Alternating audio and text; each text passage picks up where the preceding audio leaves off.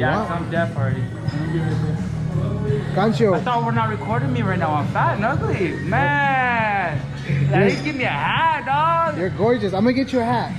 Bro, Cancio, round 1 against Machado. First world title fight. Was that your first world title fight? First sold out arena? Yep. No, I think it was. What was going through your mind? How does that feel? How did that feel? Very, very nervous.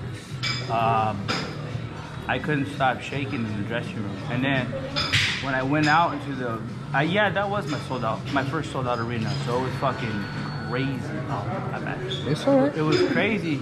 And I honestly didn't settle down until he dropped me. Wow. And then all I could think about was, all right, now you gotta spark. Now you're behind. Now you gotta fight smart, and you gotta make sure you don't get caught again. Especially because I mean, he hurt me. You know, that's why I stayed down on my knees and I looked at my corner. I was listening to the count. I didn't want to be all like, you know, those fighters that get up when they're still hurt and they got shaky legs and the referee calls off the fight.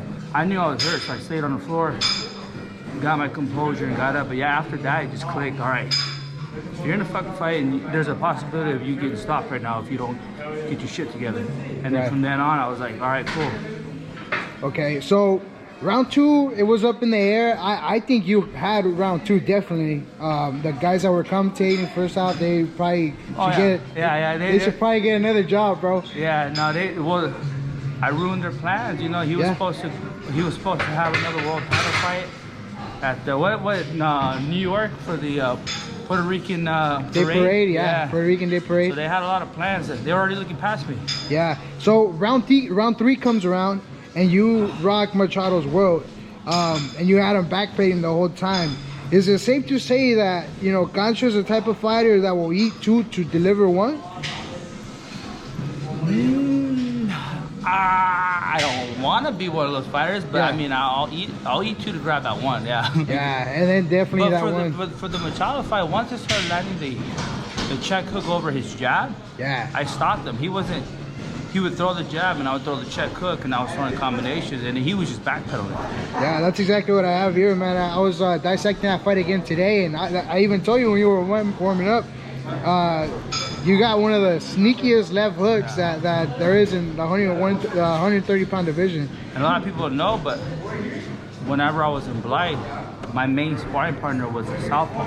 Oh, wow. So I sparred him for years. Yeah. So that's where the check hook came with me. Because if you throw the check hook over a southpaw's jab, you land it right, his jab slips away, and now you're inside.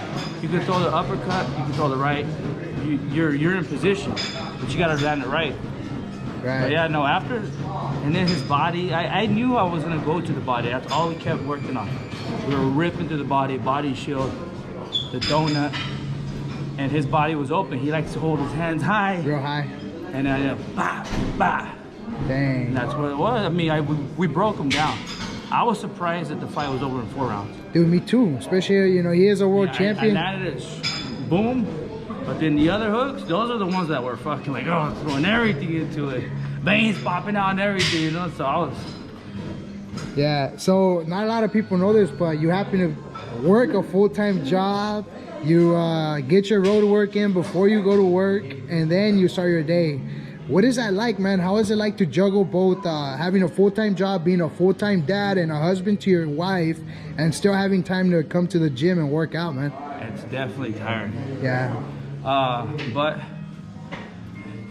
if it was easy, everybody would do it. Exactly. You know what I mean? So it's just one of those things that I have to do. I got a good job, and I can't let it go. And then I still got to pursue, you know, my dream of, you know, now it's 2-time world champion is what I'm going for. And that's what I'm saying. You're not just you know, you're not just a backyard fighter. You're not just you're a top tier boxer fighting top tier opposition, and you're still able to juggle both of it, and you do extremely well at it. So right after the Machado fight, you fight Machado again. So a lot of people said, oh, it was a fluke, this and that. Sure enough, you know, this time you put him away in 3 rounds. This time I was way more confident. I wasn't scared. When we met up, we started doing the press conference and all that stuff. We met up at the Golden Boy office. You know, we had everybody there. And I told them in Spanish, I go, you know what's gonna happen. I go, no excuses, just make the weight. Yeah. I go, you already know what's gonna happen. I looked at him dead in his eyes, and I knew he was scared from that moment on. Oh, man. He knew, and this time with more confidence, I went in there full blown. Yeah. You know, full blown, like. Bro, so this time around, That's right. this time around, you stopped them. The first time you stopped them with a straight right to the body. The second time around, you put them away in 3 rounds, and it was a left hook to the body. I wanted to stop him. I wanted to knock him out. I told my coach. Yeah. I told him, I go, hey, I want to knock him out in the face for him making all the bullshit. Oh, the way I was sick, you know, blah, blah, blah. So I had told my coach. And if you see the fight, you can see I was every time I missed in the ropes, I turned back around, I was after him. Yeah. And then the second round ended, go back to the corner. I knew I had him. The coach said, mijo, goes, you're hitting him. He goes, you're going all head. He goes, let's go to the body. Yeah. The first body shot you throw?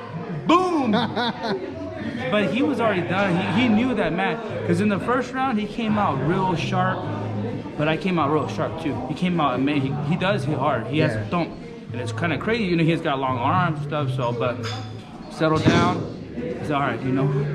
But man, I already knew he was done because he's seen like, oh man, this guy is not backing down. He's probably, I think he looked at me like this guy is even more confident than the first fight. And that first body shot, he knew. I was already breaking him down. That was my arena, and there's no way in hell he's gonna take that belt. And we did what we had to do. Yeah.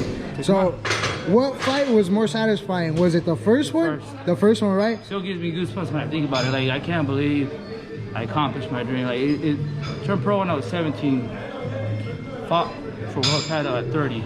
All those years, all that grinding, the ups, the downs, you know, the loss of Jojo Diaz, all kinds of shit, you know, that happened in my life, and I just got back on the grind, and here I am again, you know. Lost to Rene Alvarado, which it was his night. There's nothing I could do about it. There's no, oh, it was all these excuses. No, it was his night.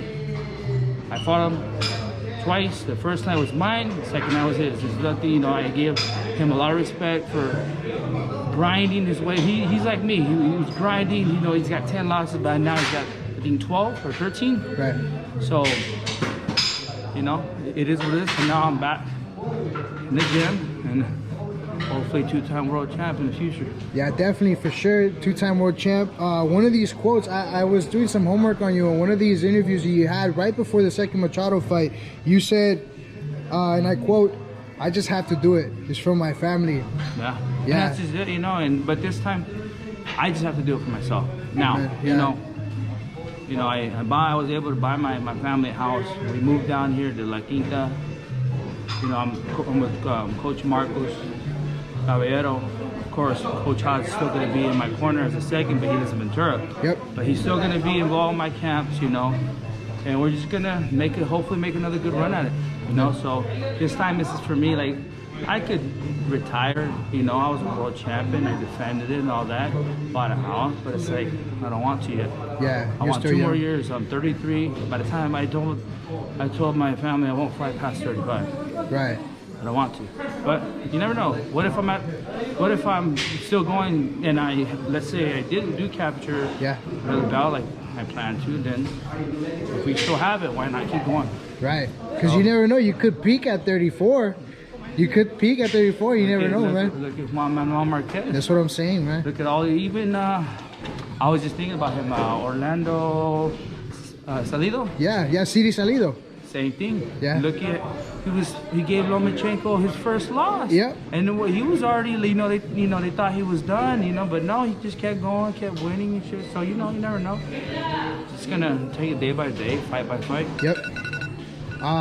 Before you hit it, what's one thing that you'd like to tell your supporters, all your fans, your family, everybody out there looking out for you? Just thank you for all the support, you know, through the ups and downs, you know, and thank you guys for being at my fights, you know, chanting my name, you know.